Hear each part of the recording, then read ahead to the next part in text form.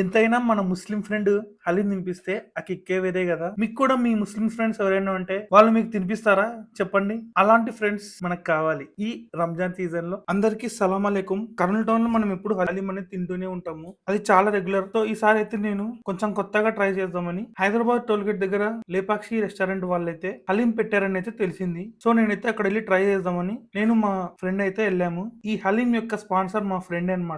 సత్తార్ భాయ్. ఈ హలీం ప్రైస్ వచ్చి 150 rupees. Taste అయితే రియల్లీ చాలా బాగుంది. వీళ్ళు క్వాలిటీ అండ్ క్వాంటిటీ 2 చాలా మెయింటైన్ అయితే చేస్తున్నారు. చాలా రోజుల తర్వాత ఒక మంచి హలీం తిన్నాను. ఈ హలీం అనేది మనకి ఇన్‌స్టంట్ గా అయితే ఎనర్జీ ఇస్తుంది. దీనివల్ల మనకు ఎన్నో ఉపయోగాలు అయితే ఉన్నాయి. ఈ హలీంని కేవలం మనము ఈ రంజాన్ టైంలోనే తినగలము. ఇలాంటి టేస్టీ హలీమ్స్ చాలా తక్కువగా ఉంటాయి. రియల్లీ హలీం అయితే చాలా టేస్టీ అండ్ యమ్మీగా చాలా బాగుంది. నాకైతే భలే నచ్చింది. అంతేకాకుండా వీళ్ళ సిట్టింగ్ అనేది కూడా చాలా బాగుంది.